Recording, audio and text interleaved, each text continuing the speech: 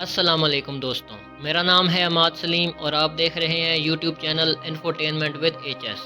تو ناظرین، ویڈیو شروع کرنے سے پہلے ہمارے چینل کو سبسکرائب کر دیں اور بیل آئیکن کو بھی دبا دیں تاکہ آنے والی نئی ویڈیوز آپ تک پہنچ سکیں۔ تو چلیے شروع کرتے ہیں آج کی ویڈیو۔ تکنیکی ترقی اسے ممکن بناتی ہے۔ پیچیدہ تحقیقاتی طریقوں کی بدولت جو ماہرین استعمال کر سکتے ہیں، آج کائنات کے بہت بڑے وسعتوں پر پہلے سے کہیں زیادہ تفصیلی نظر ڈالنا ممکن ہے۔ تیزی سے جدید آلات کے استعمال سے حاصل کیے گئے سنگ میل اتنے ہی دلکش ہیں جتنے کہ وہ واقعی حیران کن ہیں۔ نیوٹرون سٹارز کی سطح کی پہلی میپنگ سے کچھ ایسی دلچسپ خصوصیات سامنے آئیں جن کا محققین نے پہلے سے اندازہ نہیں لگایا تھا، لیکن اب ہم آپ کو اس اہم دریافت کی تفصیلات دکھائیں گے۔ لیکن نیوٹرون سٹارز اور پلسر سے پہلے ہم محققین کے کام اور متعلقہ نتائج پر گہری نظر ڈالتے ہیں۔ آئیے پہلے کچھ بنیادی تصورات کو یاد کرتے ہیں۔ تو تفصیل سے نیوٹرون سٹارز کیا ہیں، جو ان فلکیاتی اشیاء کا ایک لازمی جزو ہیں۔ جیسا کہ سرکاری نام پہلے ہی نیوٹرون کو برقی طور پر نیوٹرل بیریون نیوٹرون کے طور پر پروٹون کے ساتھ ظاہر کرتا ہے، تقریباً تمام ایٹمک نیوکلیائی اور اس کے نتیجے میں مادے کا ایک لازمی حصہ ہیں۔ ہم جانتے ہیں کہ ایک نیوٹرون سٹار بدلے میں ایک بڑے ستارے کی زندگی کے آخری مرحلے کی شکل دیتا ہے۔ ایک اصول کے طور پر کروی ڈھانچے میں صرف 6 سے 7 میل کا بہت چھوٹا ریڈائی ہوتا ہے۔ اس کے باوجود نیوٹرون سٹارز میں بڑے پیمانے ہوتے ہیں جو ہمارے سورج سے 2 کے عنصر سے زیادہ ہو سکتے ہیں، اس لیے وہ انتہائی کمپیکٹ جسم ہیں۔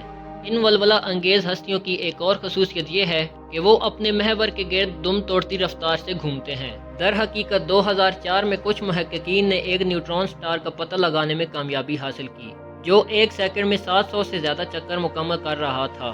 اس وجہ سے خط استوا پر محیط رفتار تقریباً 42,000 میل فی سیکنڈ ہے۔ یہ پاگل رفتار روشنی کی رفتار کے تقریباً 25% کے مساوی ہے۔ ایک نیوٹرون سٹار کے پیدا ہونے کے لیے مرکزی ترتیب کے ایک بڑے ستارے کو اپنے قدرتی ارتقاء کے اختتام تک پہنچنا چاہیے۔ بنیادی طور پر نیوٹرون سٹار کی تشکیل کی 2 شکلیں ممتاز ہیں۔ پہلی قسم اس معاملے کی طرف اشارہ کرتی ہے جہاں اصل ستارے کا اندرونی میس 8 اور 12 شمسی میس کے درمیان تھا۔ کاربن جلانے کے نتیجے میں ایک آکسیجن نیون میگنیشیم نیوکلس بنتا ہے۔ اس کے بعد ہونے والے عمل کو ماہرین کے درمیان تنزلی کہا جاتا ہے۔ سادہ الفاظ میں اس کا مطلب مادے کی ایسی حالت ہے جو کوانٹم میکینیکل اثرات کے نتیجے میں کلاسیکل طبیعیات کے معلوم نمونوں سے ہٹ جاتی ہے۔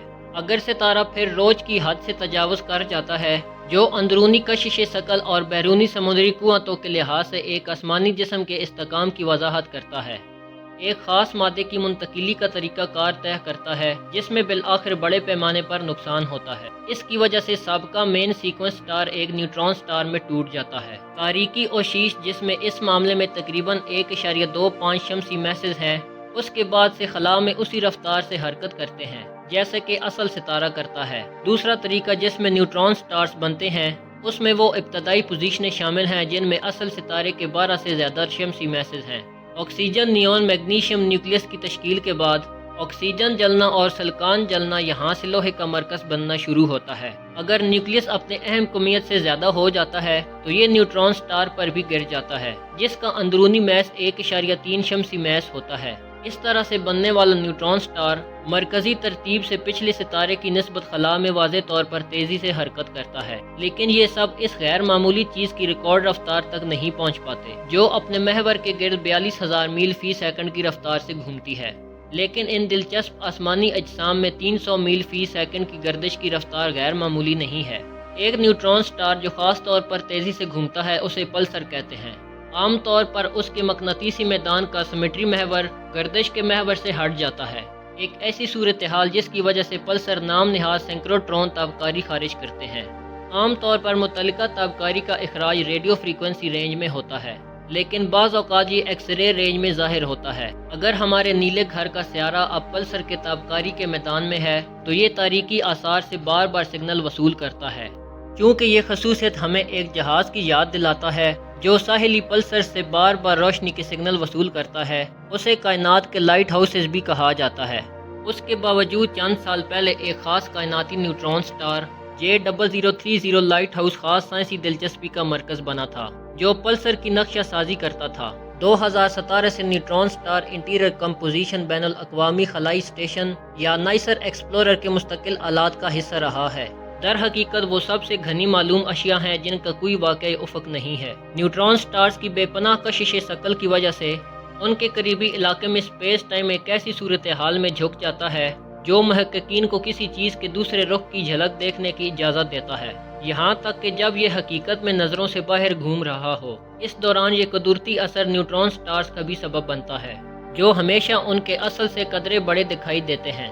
یہ ایک رکاوٹ ہے جسے نائسر کے استعمال سے کامیابی سے دور کیا گیا ہے۔ یہ آلہ انتہائی درستگی کے ساتھ پلسر کے اخراج کی پیمائش کرنے کی صلاحیت رکھتا ہے۔ اس طرح سائنسدان بے مثال درستگی کے ساتھ مطالعہ کے تحت پلسر کے حقیقی سائز کا تعین کرنے میں کامیاب ہو گئے۔ ماہرین نے اپنے مشاہدے کے دوران یہ طے کیا کہ J0030 کی کمیت سورج کے 1.3 سے 1.4 گنا زیادہ ہے۔ فلکیاتی جسم کی چوڑائی بدلے میں کچھ کم موروثی میس کے ساتھ درجہ بندی میں تقریباً 16 میل کے برابر ہے، جبکہ سورج کا قطر تقریباً 9 لاکھ میل ہے۔ اس لیے متعلقہ اقدار وہ اعداد تھے جو نیوٹران سٹارز کے بارے میں ہماری عام فہم سے متفق ہیں اور سائنسدانوں کو زیادہ حیران نہیں کرتے تھے۔ محققین کا اگلا مرحلہ پلسر کی سطح پر ہاٹ سپاٹ کی پوزیشنوں کا نقشہ بنانا تھا۔ ماہرین کے درمیان روایتی حکمت یہ تھی کہ ہر مقناطیسی قطب پر ان میں سے بالکل 2 خطوں میں سے ایک ہونا چاہیے۔ جیسے جیسے پلسر اپنے محور پر دم توڑتی رفتار سے گھومتا ہے، گرم دھبے برہمنڈ کے وسیع و عریض حصوں میں خصوصیت والی شعاعیں خارج کرتے ہیں۔ کیونکہ J0030 کی شمالی نصف کرہ کا رخ ہمارے نیلے گھر کے سیارے کی طرف ہے، اس لیے سائنسدانوں کو توقع ہے کہ قطب شمالی کے قریب ایک گرم جگہ کا پتہ لگانے کے لیے اس قابل فہم چیلنجنگ کوشش کو دوبارہ سپر کمپیوٹر ماڈلنگ کی ضرورت ہے۔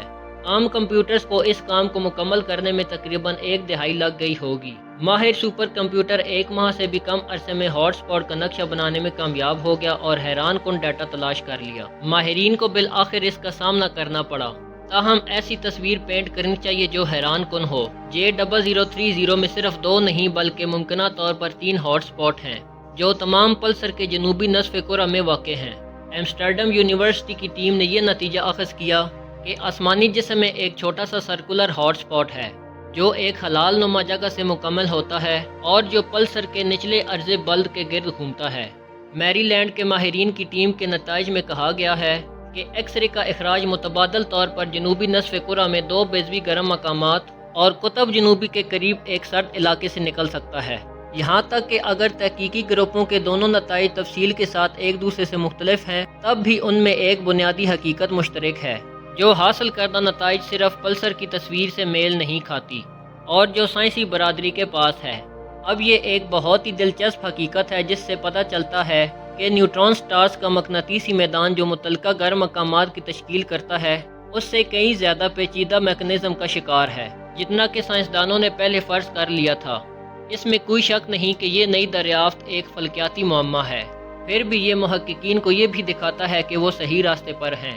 مثال کے طور پر نائسر کا استعمال ایک دن سب سے زیادہ مرکزی سوالوں میں سے ایک کا واضح جواب فراہم کرنے میں مدد کر سکتا ہے۔ فلکی طبیعیات میں نیوٹران سٹارز کے انتہائی گھنے کوروں میں مادے کی شکل کیا ہے؟ نتیجتاً پلسر J0030 کی نقشہ سازی مستقبل میں صرف ایک دلچسپ تحقیقی راستے کی شروعات کی نمائندگی کرتی ہے۔ ماہرین فلکیات دوسرے نیوٹران سٹارز کا مطالعہ کر کے حاصل کردہ علم کو مزید بہتر طریقے سے سمجھنے کی کوشش کریں گے کہ یہ پر اسرار آسمانی اجسام دراصل کیسے کام کرتے ہیں۔ تو ناظرین، یہ تھی آج کی ویڈیو، امید ہے کہ آپ کو پسند آئی ہوگی۔ اب میں ملوں گا آپ سے ایسی ہی ایک اگلی ویڈیو میں، تب تک کے لیے مجھے اجازت دیں، اپنا بہت خیال رکھیے گا، فی امان اللہ۔